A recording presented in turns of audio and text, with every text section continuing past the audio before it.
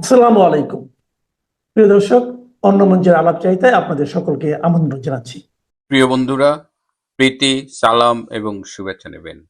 Automatic কিছু ঘটনা ঘটে গেছে যেটা আসলে স্পেশাল কিছু একটা হবার মতোই। যমুনায় সেনা প্রধান জেনারেল ওয়াকার খান ডক্টর ইউনূসকে বলেছিলেন যে ইউ লুক ভেরি টায়ার্ড, আপনাকে খুব ক্লান্ত দেখাচ্ছে, I think you should resign বলে পদত্যাগপত্রে সাইন নিয়েছিলেন। এবং বাংলাদেশে এর আগে অন্তত ৩ জন রাষ্ট্রপতিকে অস্ত্রের মুখে সরানো হয়েছে। জেনারেল ওয়াকার খান ডক্টর ইউনূসকে বলেছেন, স্যার, বর্তমানে দেশের যে অবস্থা এবং আন্তর্জাতিক যে পরিস্থিতি তাতে বোধহয় আপনার চলে যাওয়াই মঙ্গল। আর বাংলাদেশ এই মুহূর্তে যেখানে দাঁড়িয়ে আছে তাতে যে কোনো সময় সামরিক আক্রমণের শিকার হতে পারে। প্লাস যাদের নেপথ্য পৃষ্ঠপোষকতায় এই গত বছরের জুলাই আগস্টের জঙ্গি অভ্যুত্থানটি হয়েছিল, তারাও সেই ডিপ স্টেট তাদের পলিসি বদলেছে। সো সামগ্রিক বিবেচনায় জেনারেল ওয়াকারের মনে হয়েছে যে ডক্টর ইউনূসের চলে যাওয়াটাই এখন সবচেয়ে ভালো।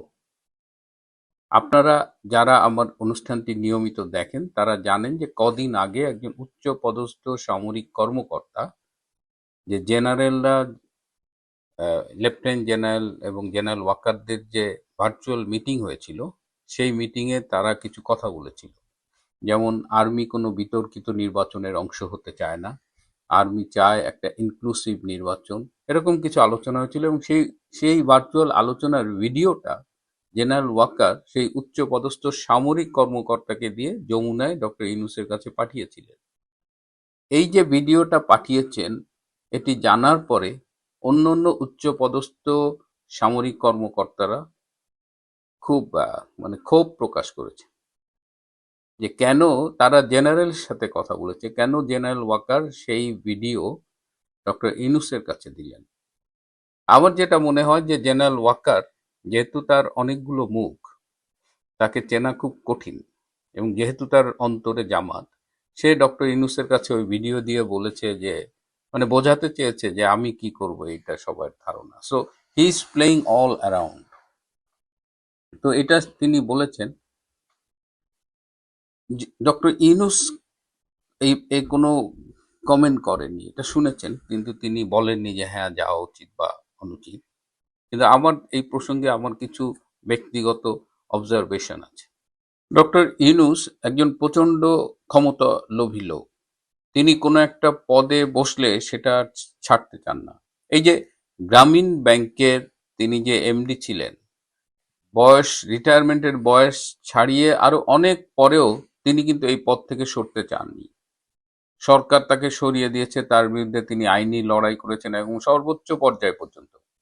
পরে আইনিভাবে হেরে তিনি এই পদটি ছেড়েছেন। সুতরাং তার মতো একজন লোভী লোক এবং প্রচণ্ড গোয়ার, কারো কথা শোনে না, প্রচণ্ড প্রতিহিংসা পরায়ণ একজন মানুষ, এবং তিনি যে কারো কথা শুনে এই চিফ অ্যাডভাইজারের মতো একটা লাভজনক পদ ছেড়ে চলে যাবেন, এটা মনে হয় না কেউ বিশ্বাস করে।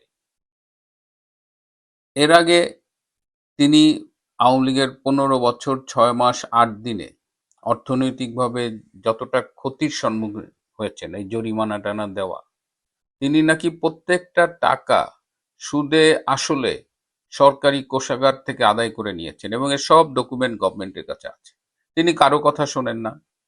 তিনি, তার কারণে অনেক আন্তর্জাতিক মিত্র শত্রুতে পরিণত হয়েছে। তিনি তিনি যেটা বোঝেন তার বাইরে কোনো কিছুতেই তিনি কান দেন না। এমনকি উপদেষ্টাদের সাথেও তার নানান বিষয়ে মত পার্থক্য দেখা গেছে। So he is a man like that. সে প্রচন্ড স্বার্থপর। তো এই লোকটাকে কিভাবে ক্ষমতা থেকে সরাবেন? এই যে আওয়ামী লীগকে যে কার্যক্রম নিষিদ্ধ করা হয়েছে আওয়ামী লীগের, এটা একক ডক্টর ইউনূসের সিদ্ধান্ত হয়েছে। উপদেষ্টা পরিষদ কিন্তু ডিবেট করেছে অনেকে যে না, এই সিদ্ধান্তটা ভালো হচ্ছে না, but he didn't listen to anyone. এবং এনসিপি, জামাত, শিবির এদের দিয়ে রাজপথে একটা নাটক সাজিয়ে তিনি আওয়ামী লীগের কার্যক্রম নিষিদ্ধ করিয়াছেন। তো এখন এরকম একটা গোয়ার গোবিন্দকে সরানোর কি উপায় থাকতে পারে যদি স্বেচ্ছায় পদত্যাগ না করে? ডক্টর ইউনূসকে সরাবেন কি করে? আমি তো অস্ত্রের মুখে তাকে সরানো ছাড়া কোনো বিকল্প দেখছি না। এবং বাংলাদেশে এর আগে অন্তত ৩ জন রাষ্ট্রপতিকে অস্ত্রের মুখে সরানো হয়েছে। ১৯৭৫ সালের ৩রা নভেম্বর যখন খালেদ মোশাররফরা বিপ্লব করলেন, তখন কিন্তু মুশতাককে অস্ত্রের মুখে ক্ষমতা থেকে সরানো হয়েছে। আবার পরবর্তীতে এই ১৯৭৫ সালের ৬ই নভেম্বর বিচারপতি সায়েম রাষ্ট্রপতির দায়িত্ব নেন এবং ১৯৭৭ সালের ২১শে এপ্রিল পর্যন্ত বিচারপতি সায়েম রাষ্ট্রপতি ছিলেন। এবং সেই সময় একটা মিটিংয়ে বিচারপতি সায়েম বলেছিলেন, জিয়াউর রহমান তখন প্রধান সামরিক আইন প্রশাসক, তো বিচারপতি সায়েম বলেছিলেন যে আমাদের ৬ মাসের মধ্যে নির্বাচন দেওয়া উচিত, একটা নির্বাচিত সরকার আসুক। সেই দিন রাত ২টোর সময় জিয়াউর রহমান বঙ্গভবনে গিয়ে বিচারপতি সায়েমকে বলেছিলেন যে ইউ লুক ভেরি টায়ার্ড, আপনাকে খুব ক্লান্ত দেখাচ্ছে, I think you should resign বলে পদত্যাগপত্রে সাইন নিয়েছিলেন। এরপরে ১৯৮২ সালের ২৪শে মার্চ সেই এরশাদ গিয়ে সেই সময়ের বিএনপির রাষ্ট্রপতি বিচারপতি আব্দুস সাত্তার তাকে অস্ত্রের মুখে পদত্যাগে বাধ্য করেছিলেন।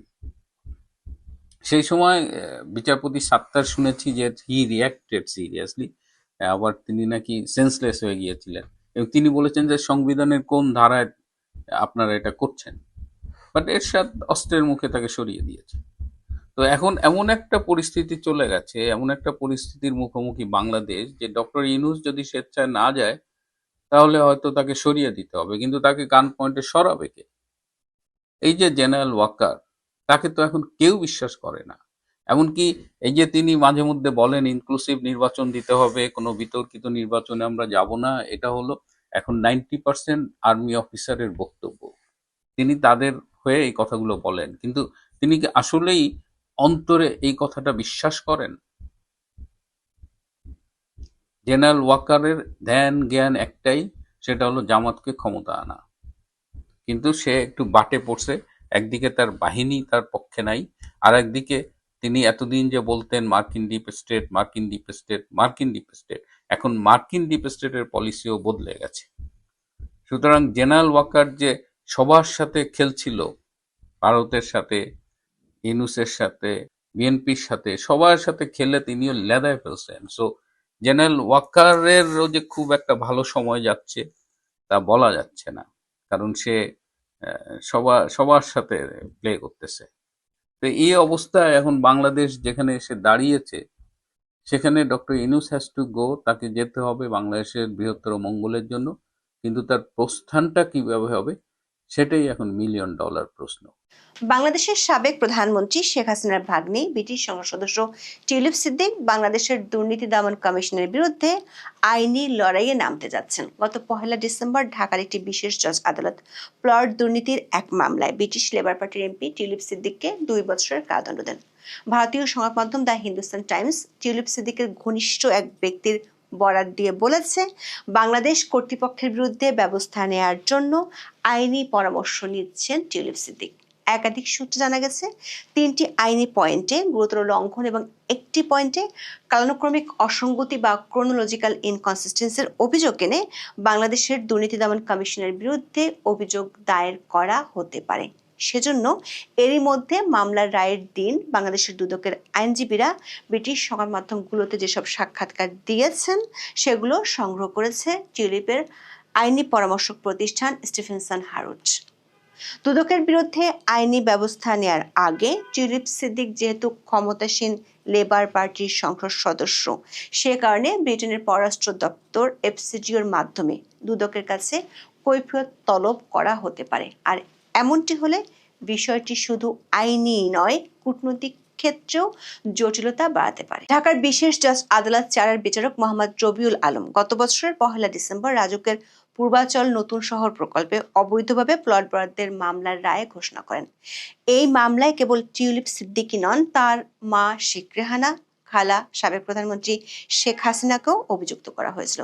মূল অভিযোগ ছিল শেখ হাসিনা তার ক্ষমতার অপব্যবহার করে এবং টিউলিপ সিদ্দিকের ব্রিটিশ রাজনৈতিক প্রভাব ব্যবহার করে রাজধানী উন্নয়ন কর্তৃপক্ষ বা রাজুকের মূল্যবান জমি তাদের পরিবারের সদস্যদের নামে বরাদ্দ দিয়েছিলেন। আদালত এই অভিযোগকে আমলে নিয়ে শেখ হাসিনাকে 5 বছর, শেখ রেহানাকে 7 বছর এবং টিউলিপ সিদ্দিককে 2 বছরের কারাদণ্ড দিয়েছিলেন। এই বিচারের প্রক্রিয়াটি মূলত পরিচালিত হয়েছিল আসামিদের অনুপস্থিতিতে, কারণ শেখ হাসিনা ও শেখ রেহানা গত 5ই আগস্ট ভারতে চলে যান এবং টিউলিপ সিদ্দিক দীর্ঘদিন ধরেই লন্ডনে অবস্থান করছেন।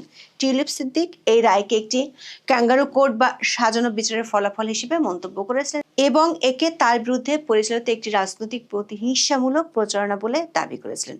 টিউলিপের আইনি পরামর্শক প্রতিষ্ঠান যুক্তরাজ্যের স্টিফেনসন হারুড দুদককে সতর্ক করে দিয়েছে তাদের ক্লায়েন্ট মিথ্যা এবং বিরক্তিকর অভিযোগ এবং ক্ষতিকর বিষয়ে পদক্ষেপ নেয়ার জন্য তার সম্পূর্ণ অধিকার সংরক্ষণ করে। টিউলিপের আইনজীবীরা বাংলাদেশের দুদকের কর্মকাণ্ডকে বেআইনি প্রচারণা হিসেবে বর্ণনা করেছেন, যার উদ্দেশ্য টিউলিপের সুনাম কলঙ্কিত করা এবং তার জনসেবায় হস্তক্ষেপ করা। ভারতের সংবাদ মাধ্যম দ্য হিন্দুস্তান টাইমসে 7ই জানুয়ারি প্রকাশিত এক সংবাদে বলা হয়েছে, টিউলিপ সিদ্দিক বাংলাদেশের দুদকের বিরুদ্ধে আইনি ব্যবস্থা নেওয়ার উদ্যোগ নিয়েছেন। সূত্রগুলো বলছে, টিউলিপের বিরুদ্ধে বাংলাদেশের আদালত যে মামলা বা অভিযোগ এবং বিচারিক প্রক্রিয়ার রায় দিয়েছে সেখানে 3টি গুরুতর আইনি প্রক্রিয়ার লঙ্ঘন খুঁজে পেয়েছে তার আইনি পরামর্শক প্রতিষ্ঠান। প্রথম অভিযোগটি হলো টিউলিপ সিদ্দিকের আইনজীবীদের পক্ষ থেকে বারবার দুদকের সাথে যোগাযোগের চেষ্টা করার পরও দুদক কোনো জবাব না দিয়ে টিউলিপ সিদ্দিকের অনুপস্থিতিতে এই মামলার রায় হয়েছে। দর্শক, বিষয়টি নিয়ে ব্রিটেনের নামকরা আইনজীবীরা বাংলাদেশের লন্ডন হাই কমিশনের কাছে চিঠি দিয়েছিলেন এই মামলার রায় হওয়ার আগে। 25শে নভেম্বর দেওয়া ওই চিঠিতে স্বাক্ষর করেছিলেন সাবেক প্রধানমন্ত্রী টনি ব্লেয়ারের স্ত্রী চেরি ব্লেয়ার, সাবেক ব্রিটিশ বিচারমন্ত্রী রবার্ট বাকল্যান্ড, সাবেক attorney general Dominic Grieve, Philip Sands ও জিওফ্রি রবার্টসন। তারা সবাই কিংস কাউন্সিল অর্থাৎ রাজা কর্তৃক উচ্চ মর্যাদা সম্পন্ন আইনজীবী। হাই প্রোফাইল এই আইনজীবীরা বলছেন, টিউলিপ ন্যায় বিচারের মৌলিক অধিকার থেকে বঞ্চিত। এই বিষয়টি উল্লেখ করে ব্রিটিশ ও আন্তর্জাতিক সংবাদ মাধ্যমের খবরে বেশ গুরুত্ব পায় অভিযুক্তের অনুপস্থিতিতে বিচারের বিষয়টি। ব্রিটিশ ও আন্তর্জাতিক অনেক সংবাদ মাধ্যমে টিউলিপ সিদ্দিকের দণ্ডকে বাংলাদেশের বৃহত্তর রাজনৈতিক পট পরিবর্তন এবং সাবেক ক্ষমতাসীনদের উপর প্রতিশোধমূলক আইনি প্রক্রিয়ার অংশ হিসেবে দেখছে। বাংলাদেশের দুর্নীতি দমন কমিশনের বিরুদ্ধে টিউলিপ সিদ্দিকের ব্রিটিশ আইনজীবীদের দ্বিতীয় অভিযোগটি হলো শোনা কথা ও সাক্ষ্যের দুর্বলতা। হিন্দুস্তান টাইমসের প্রতিবেদনে বলা হয়েছে, দুদকের তদন্ত প্রক্রিয়ায় টিউলিপের আইনজীবীরা ভয়াবহ দুর্বলতা খুঁজে পেয়েছেন। প্রতিবেদন অনুযায়ী টিউলিপ সিদ্দিকের বিরুদ্ধে রায়ের পর দুদকের আইনজীবীরা সাংবাদিকদের ব্রিফিং করার সময় স্বীকার করেন, টিউলিপ সিদ্দিক সরাসরি কোনো প্রভাব খাটিয়েছিলেন এমন কোনো লিখিত বা ডিজিটাল প্রমাণ যেমন হোয়াটসঅ্যাপ বা ইমেল তাদের কাছে নেই। এই দুর্বলতাগুলো ব্রিটিশ আদালতে তুলে ধরার জন্য এরই মধ্যে গত 1 ডিসেম্বর রায়ের দিন ও তারপর ব্রিটিশ এবং আন্তর্জাতিক সংবাদ মাধ্যমে প্রচারিত দুদকের আইনজীবীদের সাক্ষাৎকারগুলো সংগ্রহ করেছে স্টিফেনসন হারুড। ওই দিন বিবিসির খবরে প্রচার হয়েছিল, এই মামলায় নিযুক্ত স্পেশাল পিপি তরিকুল ইসলাম জানিয়েছেন, কেবলমাত্র সাক্ষীদের সাক্ষ্য ও জবানবন্দি ছাড়া এই অভিযোগ প্রমাণের সপক্ষে কোনো তথ্য প্রমাণ নেই। অর্থাৎ অ্যাপের মাধ্যমে মিস সিদ্দিকের আসামিদের সাথে যোগাযোগ করে প্রভাবিত করার কোনো স্ক্রিনশট বা নথি প্রমাণ হিসেবে আদালতে উপস্থাপন করেনি দুদকের আইনজীবীরা। তরিকুল ইসলাম বলেছেন, হোয়াটসঅ্যাপে মিস সিদ্দিক যোগাযোগ করেছেন, তবে হোয়াটসঅ্যাপের যোগাযোগের কোনো স্ক্রিনশট বা কপি আছে কিনা সাংবাদিকদের এমন প্রশ্নের উত্তরে তরিকুল ইসলাম বলেন, না সাক্ষী ওসমান গনি এবং উজ্জ্বল হোসেন ম্যাজিস্ট্রেটের কাছে 164 ধারায় স্বীকারোক্তিমূলক জবানবন্দিতে জানিয়েছেন, টিউলিপ সিদ্দিক সাবেক প্রধানমন্ত্রী শেখ হাসিনার প্রিন্সিপাল সেক্রেটারি জনাব সালাউদ্দিনের সাথে যোগাযোগ করে তার মা, ভাই ও বোনকে প্লট বরাদ্দ দিতে প্ররোচিত করেছেন, উস্কানি দিয়েছেন। হোয়াটসঅ্যাপে মিস সিদ্দিকের দেয়া মেসেজের কোনো স্ক্রিনশট বা কপি আইনজীবীদের কাছে নেই বলে জানান তারা। দর্শক, আইনি পরিভাষায় বিষয়টিকে বলা হয় হিয়ার্স এভিডেন্স বা শ্রুতি কথা। এটি সাধারণত আন্তর্জাতিক আইনি মানদণ্ডে অত্যন্ত দুর্বল প্রমাণ হিসেবে গণ্য হয়, বিশেষ করে যখন অভিযুক্ত ব্যক্তি একজন বিদেশি সংসদ সদস্য এবং ঘটনাটি একটি উচ্চ পর্যায়ের দুর্নীতি মামলা। তখন কেবল শুনেছি এমন সাক্ষ্যের উপর ভিত্তি করে সাজা প্রদান করা বিচারিক অপেশাদারিত্বের পরিচয় দেয়। টিউলিপ সিদ্দিক দাবি করেছেন যে তিনি উসমান গনি বা ইকবাল হোসেন নামে কাউকে চেনেন না এবং তাদের সাথে তার কখনোই কোনো যোগাযোগ হয়নি। এমনকি ব্রিটিশ আইনজীবীরা ঘেঁটে দেখেছেন বিষয়টি বাংলাদেশের সাক্ষ্য আইন বা এভিডেন্স অ্যাক্টের চ্যাপ্টার 5 এর section 65A admissible of digital records বা ডিজিটাল প্রমাণের গ্রহণযোগ্যতাকে ভায়োলেট করা হয়েছে। আইনের ধারায় 65B এর উপধারা 4 অনুযায়ী ইলেকট্রনিক রেকর্ড যেমন স্ক্রিনশট, চ্যাটলগ, ইমেল ইত্যাদি আদালতের প্রমাণ হিসেবে পেশ করতে হলে অবশ্যই একটি বাধ্যতামূলক সনদ বা ম্যান্ডেটরি সার্টিফিকেট জমা দিতে হয়। এই সনদে প্রমাণ করতে হয় যে ডিজিটাল প্রমাণটি যে কম্পিউটার বা ডিভাইস থেকে নেওয়া হয়েছে সেটি সচল ছিল এবং প্রমাণের অখণ্ডতা বা ইন্টিগ্রিটি বজায় আছে। এই সনদ ছাড়া ডিজিটাল প্রমাণ গৌণ সাক্ষ্য হিসেবে অগ্রহণযোগ্য। টিউলিপের আইনজীবীরা তৃতীয় যে অভিযোগটি আনতে যাচ্ছে সেটি হলো তাদের মক্কেলের সংশ্লিষ্টহীনতা। এখানে টিউলিপের আইনজীবীরা দুটো বিষয় আদালতের সামনে আনতে পারেন। একটি হলো শেখ হাসিনার পরিবারের বিরুদ্ধে পূর্বাঞ্চলের 6টি প্লট নিয়ে 6টি মামলা হয়েছে। এর একটি প্লটও তার ভাগ্নি টিউলিপ সিদ্দিকের নামে নেই, কিন্তু 3টি মামলায় তিনি আসামি। এর একটিতে তার কারাদণ্ড দেওয়া হলো 1 ডিসেম্বর। প্রশ্ন হলো টিউলিপ সিদ্দিক কোনো প্লট নেননি, তাহলে তার বিরুদ্ধে কোন অভিযোগের ভিত্তিতে আদালত শাস্তি দিল? আবার মামলাগুলোর চার্জশিটে বলা হয়েছে শেখ হাসিনা 2009 সালে প্রধানমন্ত্রী হওয়ার পর পূর্বাঞ্চলের নতুন শহর প্রকল্পে নিজের ও পরিবারের অন্য সদস্যদের নামে 6টি প্লট বরাদ্দ দেন। এখানে টিউলিপের আইনজীবীদের প্রশ্ন হচ্ছে, যদি 2009 সালে এই প্রক্রিয়া শুরু হয়, টিউলিপ সিদ্দিক এমপি হয়েছিলেন 2015 সালে, তাহলে ব্রিটিশ এমপি হিসেবে তিনি প্রভাব খাটিয়েছেন বলে যে অভিযোগ আনা হয়েছে তা কিভাবে সত্যি হয়? আইনের ভাষায় এই অভিযোগটি একটি গুরুতর কালানুক্রমিক অসঙ্গতি বা ক্রোনোলজিক্যাল ইনকনসিস্টেন্সির মুখে পড়েছে। একই নীতিতে চতুর্থ অভিযোগটি আনবে টিউলিপ সিদ্দিকের আইনি ফার্ম। দর্শক, টিউলিপ সিদ্দিকের বিরুদ্ধে দায়েরকৃত অভিযোগগুলোর মধ্যে সবচেয়ে চাঞ্চল্যকর এবং বিতর্কিত হলো রূপপুর পারমাণবিক বিদ্যুৎ কেন্দ্র প্রকল্প সংক্রান্ত দুর্নীতির দাবি। বাংলাদেশের দুর্নীতি দমন কমিশন একটি মিডিয়া নোটে দাবি করেছিল, শেখ হাসিনা ও তার পরিবারের সদস্যরা রূপপুর প্রকল্প থেকে প্রায় $5 বিলিয়ন আত্মসাৎ করেছেন। এই অভিযোগে বলা হয়, টিউলিপ সিদ্দিক 2013 সালে রাশিয়ার রাষ্ট্রীয় পরমাণু সংস্থা রোসাটমের সাথে এই চুক্তির মধ্যস্থতাকারী বা ব্রোকার হিসেবে কাজ করেছিলেন। দুদকের দাবি অনুযায়ী এই দুর্নীতির বিনিময়ে টিউলিপ সিদ্দিক লন্ডনের কিংস ক্রসের 7 লাখ পাউন্ড মূল্যের একটি বিলাসবহুল ফ্ল্যাট লাভ করেন। টিউলিপ সিদ্দিকের আইনি পরামর্শক প্রতিষ্ঠান স্টিফেনসন হারুট তথ্য প্রমাণ সহকারে দাবি করেছে যে কিংস ক্রস ফ্ল্যাটটিকে রূপপুর প্রকল্পের ঘুষ হিসেবে চিহ্নিত করা হচ্ছে, সেটি টিউলিপ সিদ্দিক লাভ করেছিলেন 2004 সালে। অথচ রূপপুর প্রকল্পের সাথে রাশিয়ার আনুষ্ঠানিক চুক্তির প্রক্রিয়া শুরু হয়েছিল 2009 সালে এবং মূল চুক্তি স্বাক্ষরিত হয়েছিল 2013 সালে। এই তথ্যের ভিত্তিতে টিউলিপের আইনজীবীরা যুক্তি দিয়েছেন, 2013 সালের একটি প্রকল্পের ঘুষ হিসেবে 2004 সালে কোনো সম্পত্তি পাওয়া যৌক্তিকভাবে অসম্ভব। স্টিফেনসন হারুট উল্লেখ করেছে, ফ্ল্যাটটি টিউলিপের পরিবারকে তাদের একজন পরিচিত ব্যক্তি উপহার দিয়েছিলেন এবং এর সাথে বাংলাদেশের কোনো রাষ্ট্রীয় প্রকল্পের বিন্দু মাত্র সম্পর্ক নেই। দর্শক, টিউলিপ সিদ্দিক লন্ডনের হ্যামস্টেড ও হাইগেটের এমপি, একসময় ছিলেন ব্রিটিশ সরকারের দুর্নীতি দমন বিষয়ক মন্ত্রী।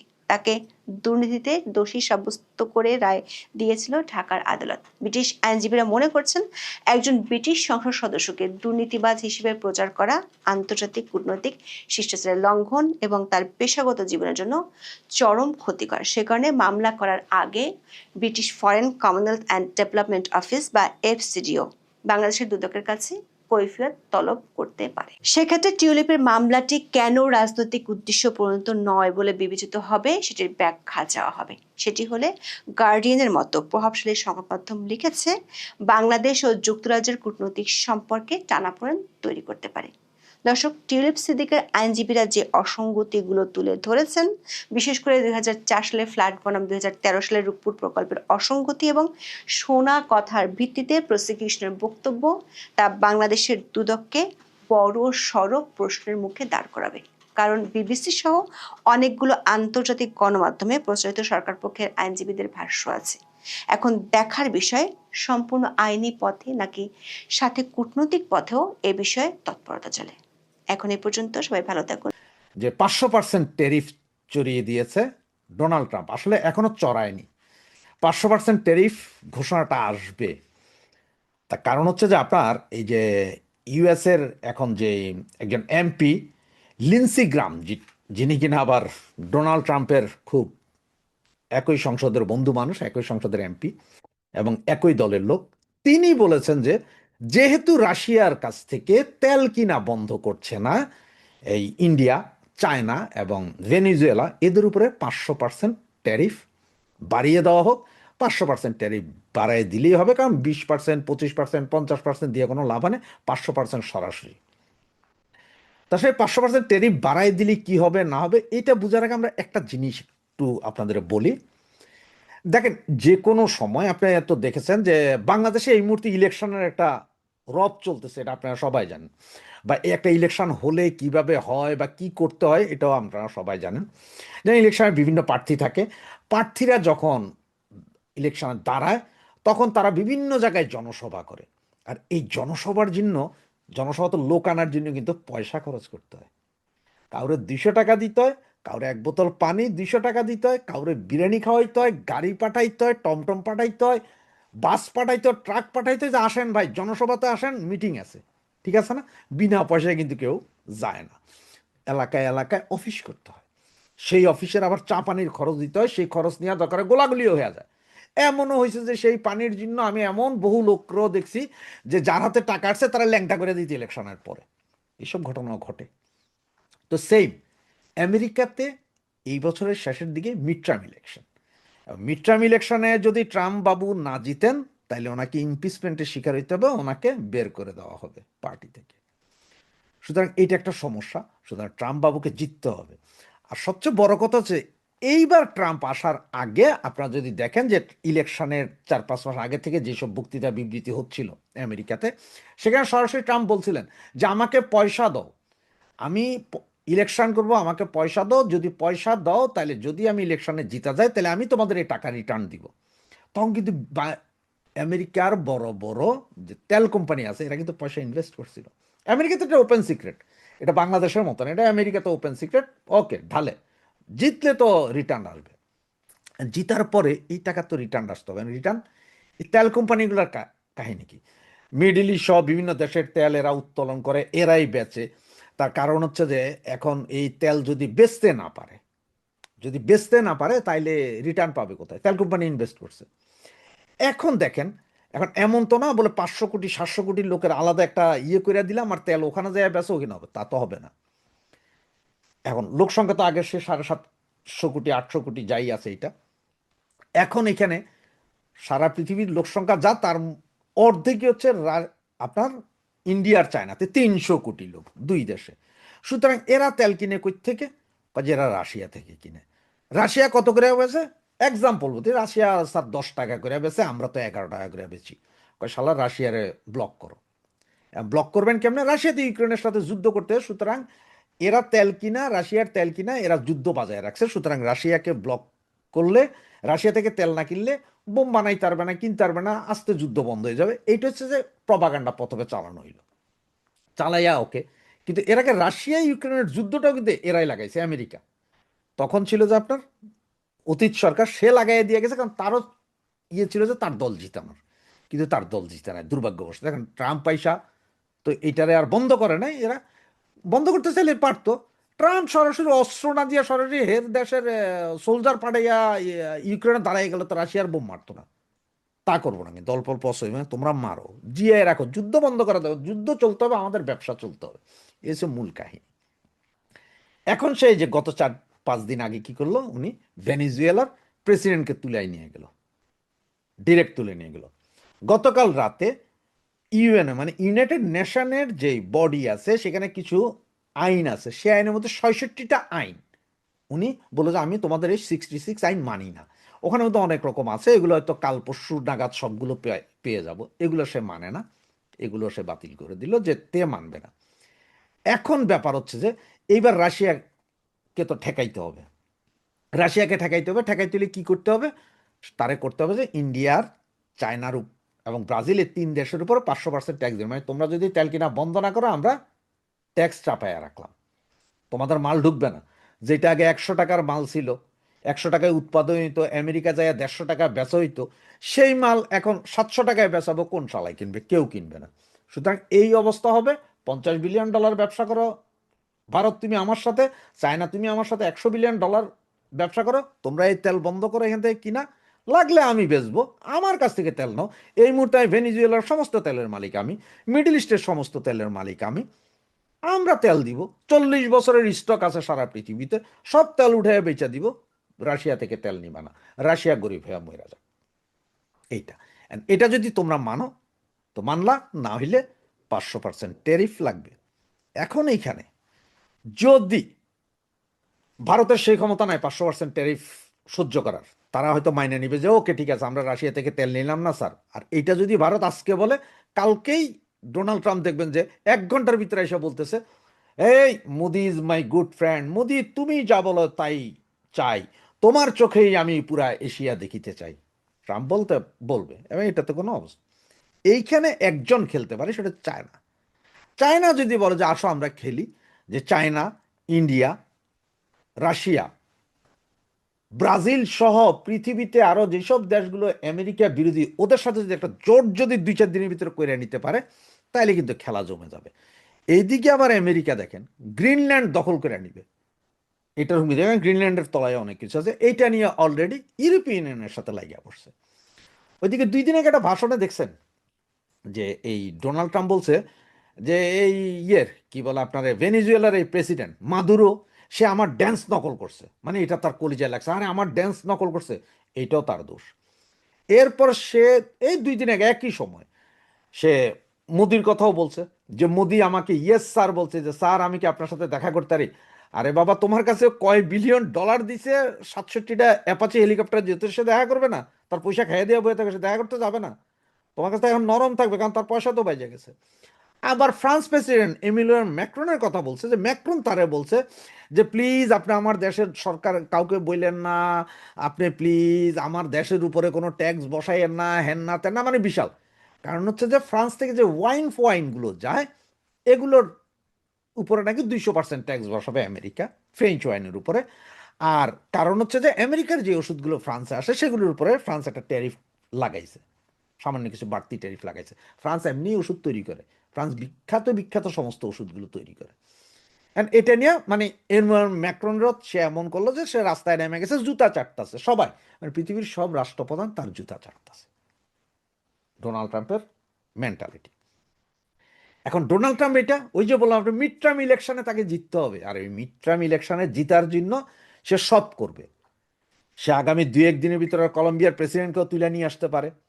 ইরানে তো অলরেডি গ্যাঞ্জাম লাগাইয়ে রাখছে, মানে সে এখন, আগে ছিল আমেরিকার সফট পাওয়ার, যে সমস্ত পাওয়ার সেই করতো, যেমন জাতিসংঘে যায় 10 জন একটা পিকনিকের আয়োজন করবে, সুতরাং আমেরিকা চাইলে যে না পিকনিকটা 7 তারিখ হবে, সুতরাং সে করলো কি, 5 জনরে বলে যে দেখো দোস্ত, তোমরা তো আমার বন্ধু মানুষ, তোমাদের কি কি সমস্যা আমি গাড়ি টাড়ি দিব, তোমাদের সমস্যা নাই, তোমরা ওই 7 তারিখের পিকনিক ডেটটাই মাইনে নিও। তারপরের 2 জনরে বলে যে এই তোরা আমার কথা মানবি না, যদি না মানস তোদের পোঁদের চাল তুলে হলাম কালকে সকালে যেতে, এই বেটাও ডরে মাইনে নিল। আর বাকি রইল 2 জন, তো নিজের ডেট তো নিজে দিছে, সবাই মিলে মাইনে নিল ওকে ওকে 7 তারিখে ডেট। আমেরিকা সব পাওয়ার ওইভাবে খরচ করতো। আর এখন হচ্ছে যে গুন্ডাগার্দি পাওয়ার, মানে আমি যা বলবো তা। আবার আপনারা এটাও তো বলতে পারেন এখন যে চায়না আর ইন্ডিয়া এক হইতে পারবে কিনা, কারণ ওদের মধ্যে তো যুদ্ধ, ভাই ওদের মধ্যে যুদ্ধ চলছে মাত্র 2টা না 3টা, এটা কোনো যুদ্ধ না, যুদ্ধের জাত না। ফ্রান্স আর ইংল্যান্ডে 106 বছর যুদ্ধ চলছে, যেটাকে 100 ইয়ার্স ওয়ার বলা হয়। শত শত যুদ্ধ চলছে ফ্রান্স আর ইংল্যান্ডের মধ্যে, কিন্তু তারাই এক হইয়া ইউরোপিয়ান ইউনিয়ন গঠন করছে, তারাই এক হইয়া এখনো এক জায়গায় দাঁড়াই আছে।